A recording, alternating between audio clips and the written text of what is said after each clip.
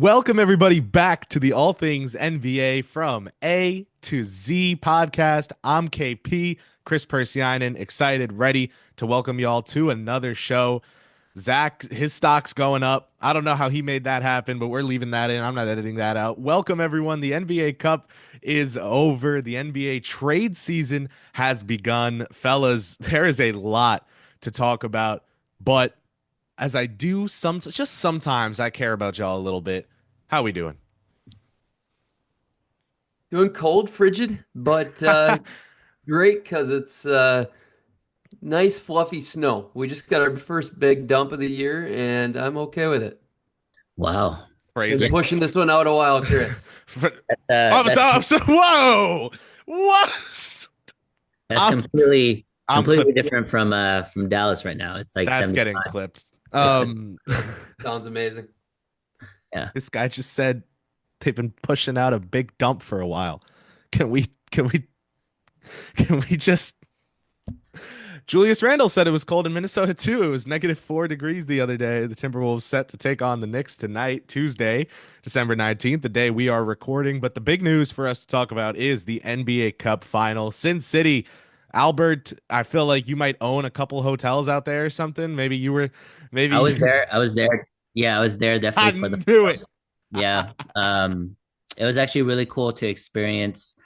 So the crowd was awesome. It was completely packed at T-Mobile. It was a Tuesday at 5 p.m., right? So the fact that the NBA Cup is getting that much notoriety and that much interest is amazing. Obviously, we saw a ton of NBA people afterwards at casinos walking around, so that was fun as well. But no, it was a good experience. I was on the Bucks first half from a betting perspective, so I was happy with that. But yeah, I'm happy. Kris, you and I had a conversation offline heading into that final, and I'm happy Dame finally got his title. Hey, we called it. We said he'd get it. So yeah, good play on the first half. And man, that game was interesting. I definitely think I mean, I'll start with this. Do you think that game showed us more about the Bucks or the Thunder? I mean, I'll defer to Zach, but it's really the Thunder missing all of the 3 pointers, right? If they shot, I don't know, if they made four or five more threes, it would have been a completely different game in the second half.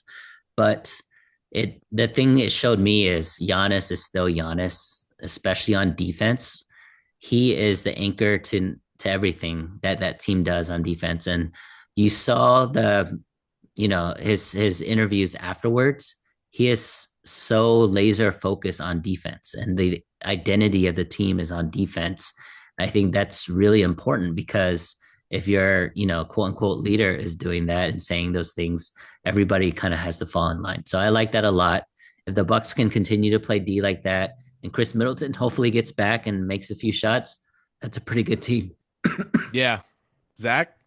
Honestly, if Albert didn't have the Bucks first half and he had him for the game, I probably would have believed in the Thunder a little bit more. But uh, honestly, I just thought Hartenstein would have done a little more to make up for Chet. But uh, different game, different slice that they need. I mean, they needed Chet's scoring punch. They needed a little bit of everything that Hartenstein can't provide. Just a body on Giannis, really. And yeah, I mean, Well, it's a pretty Hartenstein's a good body for Giannis. My thing right. is more That's like all I said. I think they overuse him on offense. Like I think they're over expecting him to fill in for Chet when in reality that's just like that responsibility kind of falls to Jalen Williams. And we'll Yep. talk about this, but Zach and I did a show before the season, Albert, where we talked about the Thunder need someone to emerge as their second scoring option. Do we think it'll be J-Dub or Chet? Unfortunately, Zach and I both love Chet, not on the court. We both love J-Dub. He hasn't filled that role yet. It doesn't mean he's not one of the 40 best players in the world right now at impacting winning. It just means he's not a number two option in the playoffs, which maybe people overrate that skill set, but like look at last year. Dallas got to the finals because they have a guard who can keep the offense up when Luka's on the bench. Where were the Thunder? And their offense Jalen is was terrible. terrible in that series. Yeah, he was terrible in that series. And if we're talking about just from a pure offensive standpoint, because Chet is also unbelievable at defense, But if we're just talking about pure offense, the ceilings, I mean, Chet is way higher than Jalen Williams. And Jalen Williams is a great guy, For great sure. player. But he is a legitimate number three option on a championship team, whereas Chet will eventually grow into that number two option.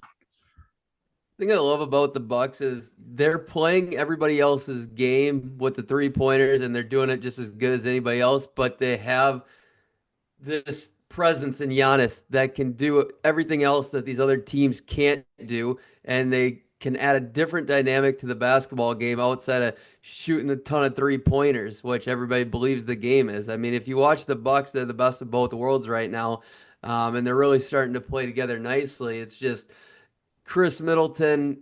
They they work him in. I mean, they're 3-1 with him. He hasn't done much in those games, but it's still Yeah, they're easing uh, him back.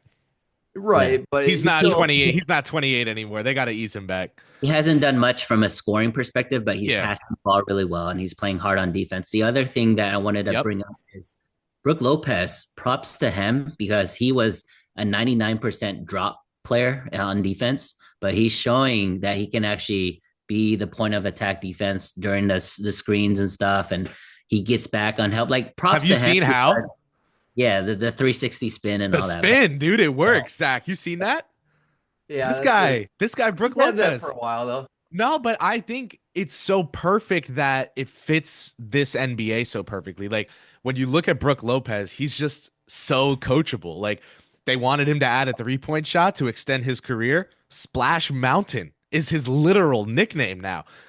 They need him to be a little more defensively flexible, despite him being older than he's ever been before.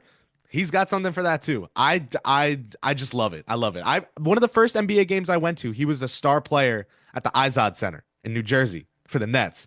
So to see him grow from that to this over the course of my basketball life has been very cool. That's my personal he's touch there. evolved as a player like three or four different times already. Pivots. So like props to Yeah. him.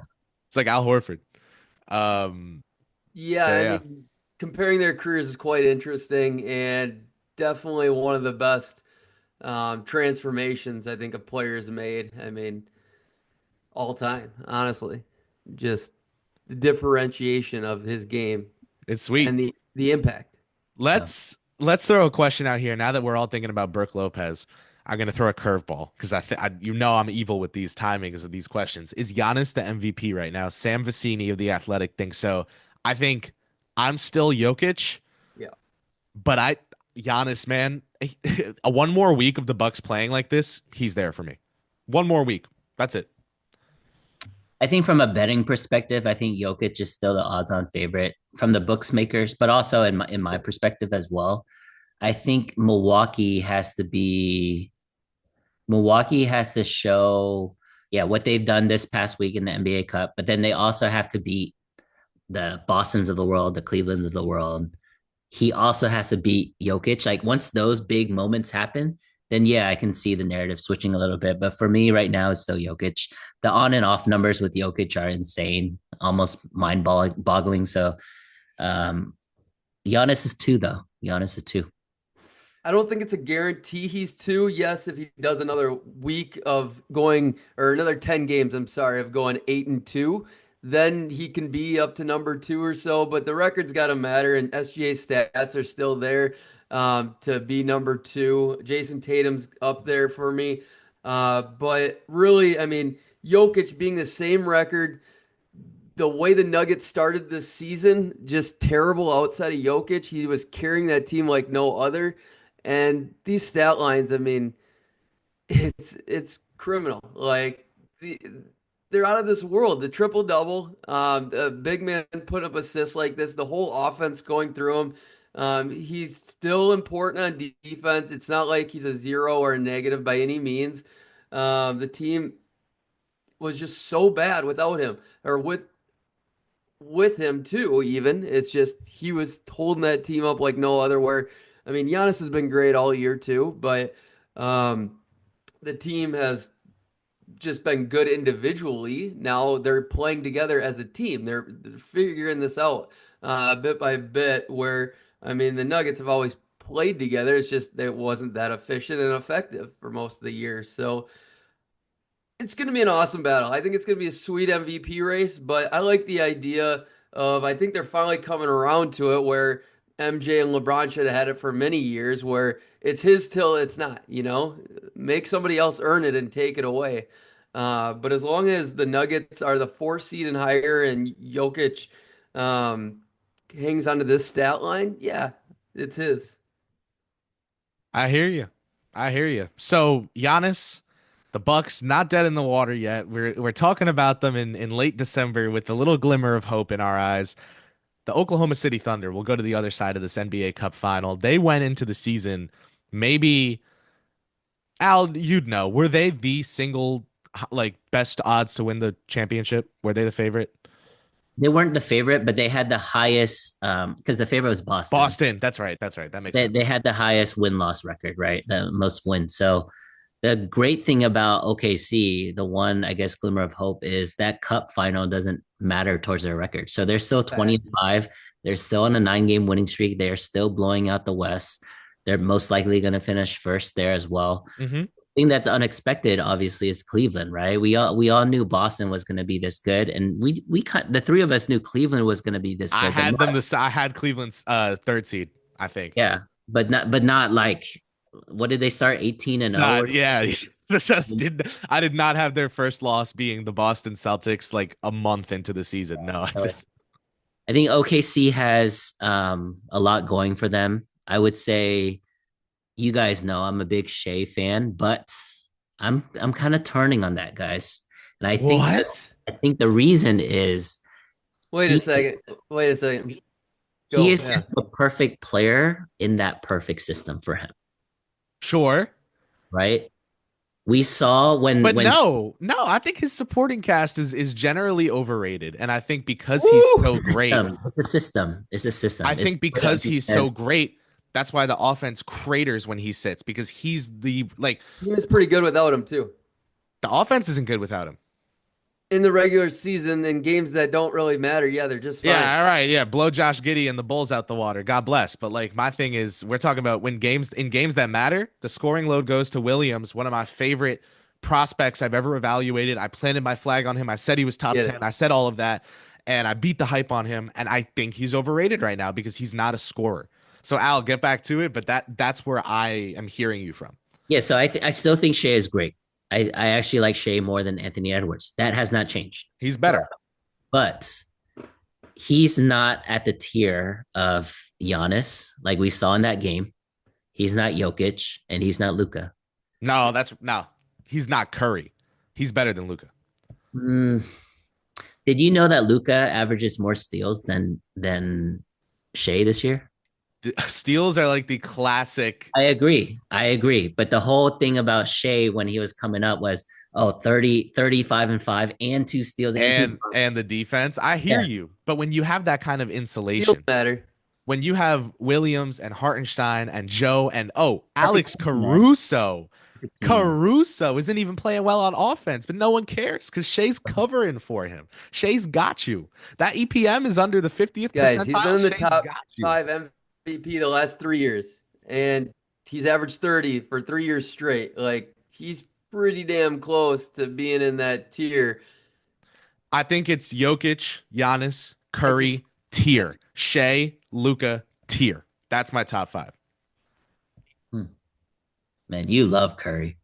We'll talk about that on a different pod. he still He's played pretty still good in got it. that final, too.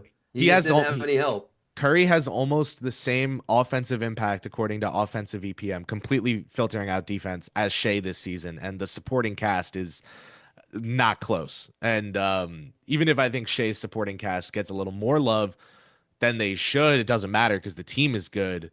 Curry, they've got the injuries. They had Melton go down. They had, whatever, all this stuff. They lost Clay, blah, blah, blah. Shea had his team. They added two players. They lost none. Curry lost Clay. They added slow mo. Melton instantly got hurt. Lindy Waters has been like a legitimate rotation guy for them because of their injury situation. Now they got Schroeder. Curry still got it for me. But I want to take this to the Thunder and say, yes or no. Do you guys think they need more scoring before the playoffs this year? Do they look for that on the trade market? Absolutely. Zach? I'm not necessarily sure it's scoring alone. I think a dog. I think a guy that can attack and get his own shot. I mean, it could be a mixture of things. They just need a little more talent, honestly. Okay. Uh, it's I think they could have it if Chet was really popping off and growing. I think he's got that potential. He just hasn't shown it just yet, but I think they do need a little bit more um, this year for sure, a boost, unless something really comes out of nowhere. Caruso isn't doing nearly as much offensively that I would hope out of him, but I mean, I didn't expect much. I'm just saying I thought he could average, I mean, 10 to 15 on this team a little bit Well, In a 7 game series, Chris, I still would have more confidence in Jokic over Shea yeah. and Luka over Shea.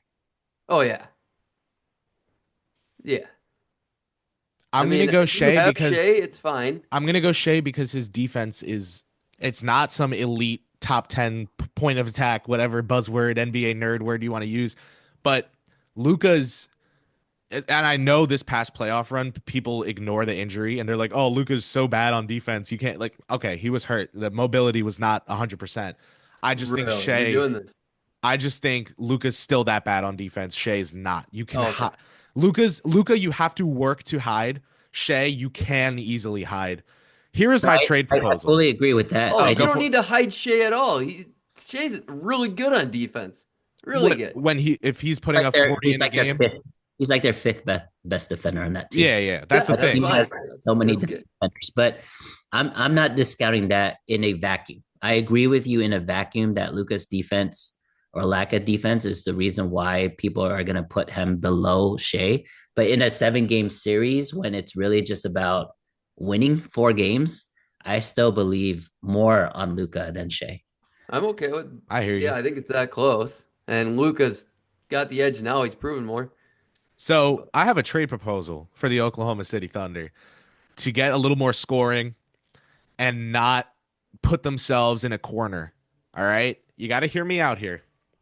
If there is a team in the NBA who right now could light a first round pick on fire, literally print it out on a piece of paper, FaceTime Adam Silver, and light the pick on fire and say, take it away, and it wouldn't really affect them, it's probably the Thunder, right? Now, the New Orleans Pelicans, they're a mess. So much And talent. they are a really big mess. And I think the Pelicans, honestly, looking at Ingram's contract demands, the fact that he's a pending free agent, I think they would like to get a little bit of draft capital and some solid contributing NBA players that, whether they keep Zion or not, can contribute with Zion on the team and who are signed for several seasons to a rate that is reasonable for New Orleans to pay. They're not typically the most gaudy with their spending because I'm pretty sure the Saints and Pelicans still share a medical staff. But that said, Luguentz Dort, Aaron Wiggins, and Kenrich Williams, a first round pick that they're willing to light on fire for Javante Green, expiring deal, and for Brandon Ingram. The Thunder with Shea, with J Dub, with Chet, they keep Isaiah Joe. They keep Hartenstein and Caruso. They keep every single player on that roster that is part of the team's 5 most important guys. And Dort has always been one of their 5 most important guys. But now they're getting better. And what Dort brings to the table is great island defense. But with Caruso, with J Dub, with Chet, if you give scoring responsibility to Ingram, these guys can focus more on defense. And I'm not saying they'll perfectly replace Lou Dort's defense, but can they simulate it? Can they approximate it in a way where Ingram, as a second scoring option that you just simply did not have before, when he's booning those lineups when Shea's on the bench, when he's playing off of Shea as his number 2, yeah, I know he doesn't take a million threes a game. OKC already has a problem with 3-point hesitance, and that's just coaching. That you just got to work out in the practice facility, but get the talent in the building. Zach, you think they have a talent deficit? Go get Brandon Ingram. You think they need a scorer? Go get Brandon Ingram. And if you get to the offseason, if it wasn't enough to win a championship, if you decide the chemistry was terrible, do you care if you just let him walk? Because it was just a first round pick and guys that you were probably going to move off of anyway. Now you have a lot of cap space. Go sign and trade for someone. Go go get Laurie finally, right? Go make something else happen. That's for later. These stars always pry open when we don't expect it. Go find out about someone else. But from December 20th to whenever the Oklahoma City Thunder are eliminated, they need Brandon Ingram. What do you guys think? I think you named the name that they should go for is Laurie. Yeah. But I'll say this. I'll say this, and then Zach, you can chime in the 90s, teams wanted to grab big centers so they can guard Shaq. So you saw all these really plodding, slow, big centers. In 2024, you see a lot of teams, in my opinion, guarding the big wings. So the LeBrons, the Lucas. So I actually think OKC wouldn't move off Dort because of that reason. Go ahead, Zach. Well said. That's where my head's at. So the idea of Brandon Ingram so much better than the actual product of Brandon Ingram. He's literally a lesser. I'm going to try to be nice here, Kris. He's a lesser version of Jalen Williams. Honestly, you take away his chemistry. You could call him. You could call him equals if you go Nothing throw them both similar on blank canvases. Nothing similar about those two players. They You both have could two throw eyes. They have two nostrils and two ears. That's about it.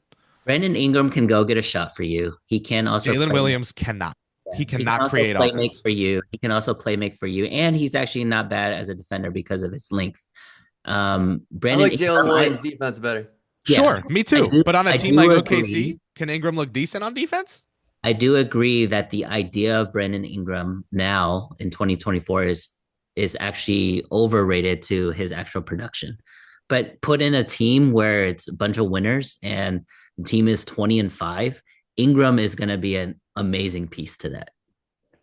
All right, we were just talking about you need scoring, and the playoffs is a major concern. Well, Jalen Williams has been better than Brandon Ingram's in the playoffs, and that's saying something. Brandon Ingram's last year in the playoffs against OKC, they went 0-4. He shot 34-25 splits while averaging 14 points a game. Like, the dude was so awful. But first of all, I don't know if that's enough even for New Orleans Pelicans to take him away for what he does in the regular season, because he's still a good regular season player. And it's hard to get players of that caliber in New Orleans. I don't think that, one, I don't know if that's enough for New Orleans. Two, I think Lou Dort might be more valuable to OKC than Brandon Ingram. Call me crazy. I truly believe that in my core. You're crazy. For what Lou Dort does on defense and his play style for what they have already, the Thunder Brandon aren't that Ingram's team not the anymore. guy here. The Thunder aren't that team anymore. Chris, What my do you mean question for anymore? you, They're number one in the West. AP, my question for you is why didn't you just go to Laurie? Why'd you go with him? Because he's not available. It seems clear that he's not available. Well, if you it's want, impossible until sign the and offseason. trade Ingram for him, right? Like this is how you make like Ingram is gonna be OKC's Julius Randle is basically my idea here. Like Yeah. you need scoring, get a guy who can do the scoring and pay him. How's Julius Randle working out? You tell me. The team that I'm talking about who used him perfectly, utilized him perfectly, and raised his value from fans wanting to dump him to two-time All-NBA player. And then when it was time, vamos, right? That's what OKC can do with Ingram if they're smart enough to go get him in the first place. Might be too expensive to even be worth it unless he has a Chris Finch laying around somewhere that still has a soft spot for Brandon Ingram. So make sure that Chris Finch is out there for you. I think Preston. Atlanta and Oklahoma City are the two teams uniquely positioned to benefit from Brandon Ingram's skill set. Yeah, I like the other one Oklahoma better. City is the only team uniquely positioned to both benefit from his skill set on offense and have the defensive insulation to really make sure that trading someone like Dort would leave the team just completely fine. You've got Alex Caruso, Isaiah Hartenstein, Jalen Williams. You got Chet Holmgren coming back. You got Shai Gilgeous-Alexander. You got Kenrich Williams. You got Isaiah Joe. And you're telling me you need Lou Dort to have a good defense? You have a great one without him. You have a great one. Show us, right? And what you need is scoring. So go get it. Are they great without Lou Dort? Not as great. Not If as great. Caruso, Hartenstein, Jalen Williams, SGA, Kenrich, Joe, everyone on that roster is who NBA Twitter says they are, yeah, they're great without Dort. Joe. Good defender. Joe. Not great, but not Albert, like you doing that if you're New invisible. Orleans? Or you need a little more? If I'm New Orleans, You get I don't Javante know, Green man. to plant on the bench too as a body. You can take A Jeremiah Robinson body. Earl back. Small yeah, markets I just would need. probably want something more if I was New Orleans. But that being said, like if I was New Orleans, I would definitely be selling the house right now. Oh yeah. They just need a full on reset. They need to get in the Cooper, or they're in the Cooper flag running. I mean, shit. Or do they own their pick next year? That's a real question. Do they own their pick? Are they even No, in the race? the Pelicans have.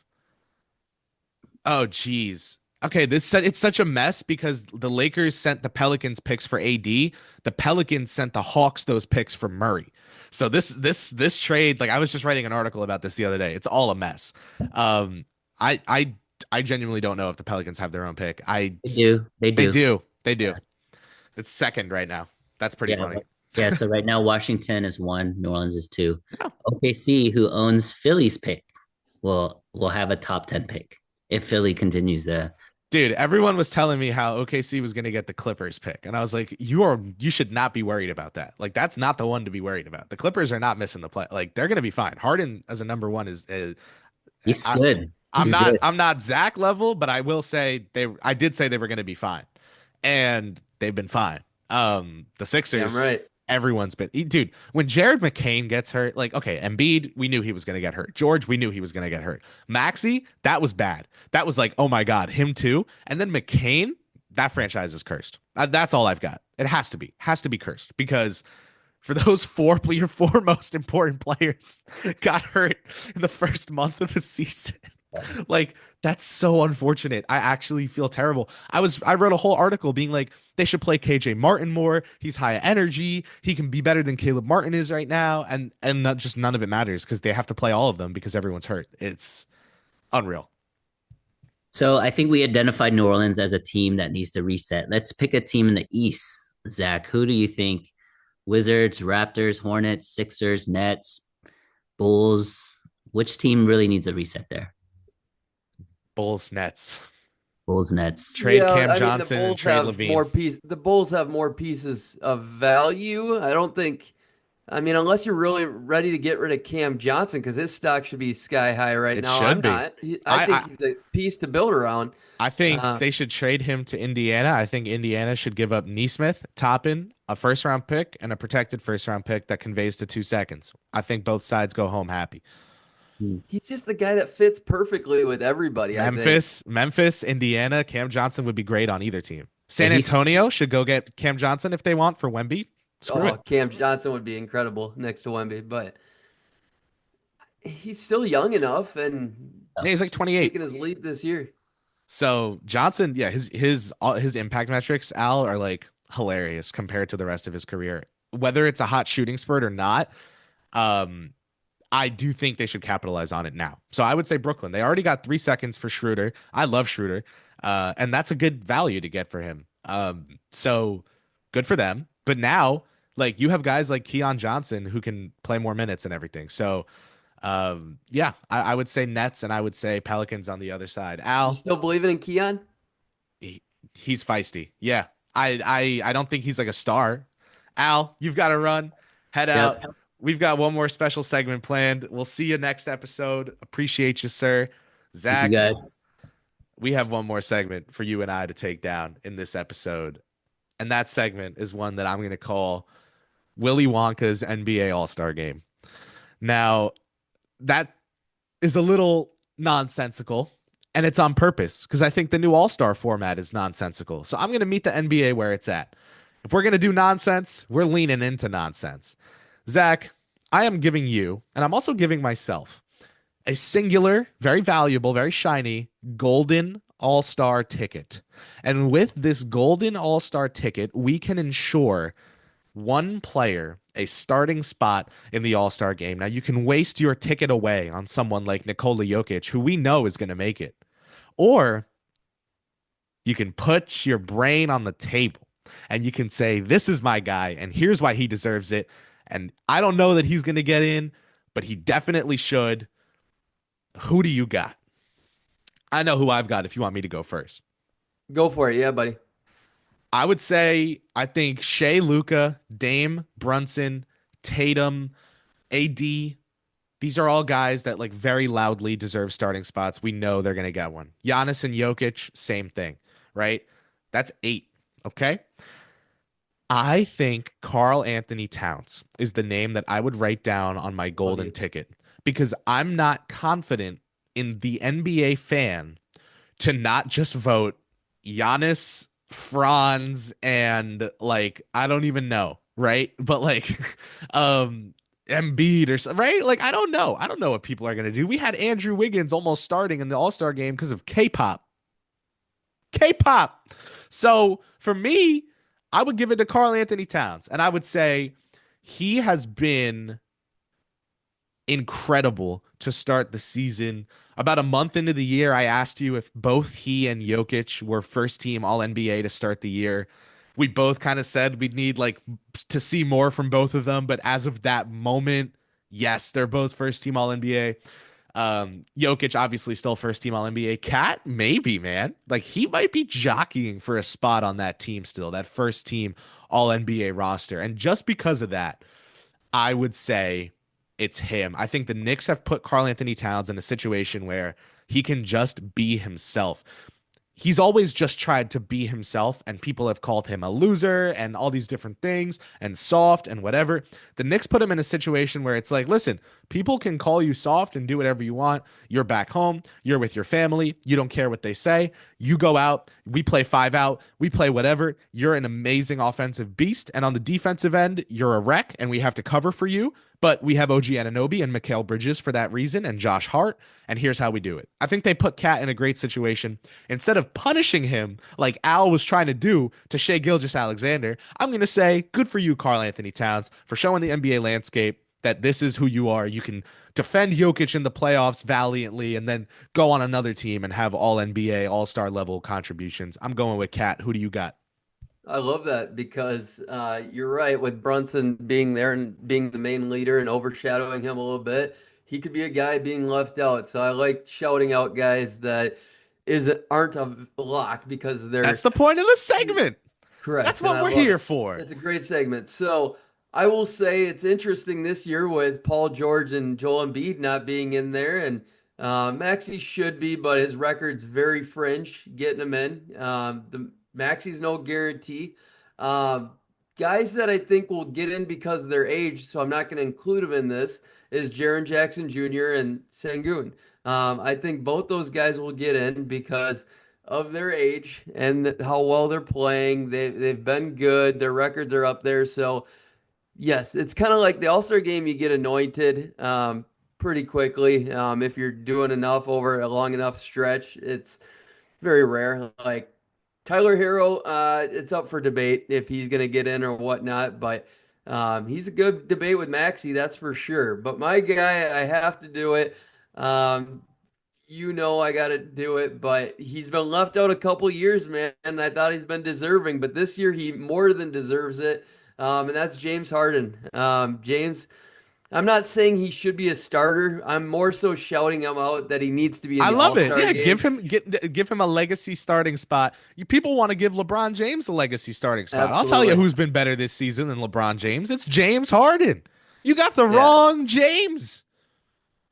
They've given Steph one for sure, and Yeah, James has been better than Steph. So guys get these spots all the time. You know they're probably going to make it off the bench. They get to start because they're famous. James Harden, man, why not? I like it. I would probably definitely not have him as a starter because in the West I would go Shea, Luca, Jokic, AD. Oh, you know what? I might not care. I might just say Harden should be a starter. love it. Yeah, That go that's what this small. It's segment's just for, man. I hate the format they're doing. I wish they kept it East versus Terrible. West, but I think the Terrible. voting will still be East West, right? Yes, it is. I voted today. That boy. Voting open today. That's why we're doing the segment. I Um, better vote. Karl Harden's Anthony gonna need me. Towns. I had a friend. I had a friend that texted me a question, and it's a silly question, so this will be the final question asked today on the pod. Zach, do you think when we get the first voting returns from Shams Charania, how many players with the last name James and the letters Bron in their first name are going to be in the top 10 in the Western Conference? I think I just mean, one. look, My I thought friend I think saw something if it was real or not. There's a chance there's two just because people are trolls and LA's full of them. And uh, there's a chance. I'll give it probably a 15-20% chance, but that's still pretty high. LeBron will be in just because he's LeBron. yep, I mean, it's the way she do I think goes. he deserve it? Maybe not. Maybe. But remember, we Probably gave tough. we gave Dirk Games and D played's gonna Wade. matter here. We gave Dirk and D Wade those like unk spots, the reserved unk spots in the All-Star game. So, I hated that because but I like KG never got one. I respect it. All right.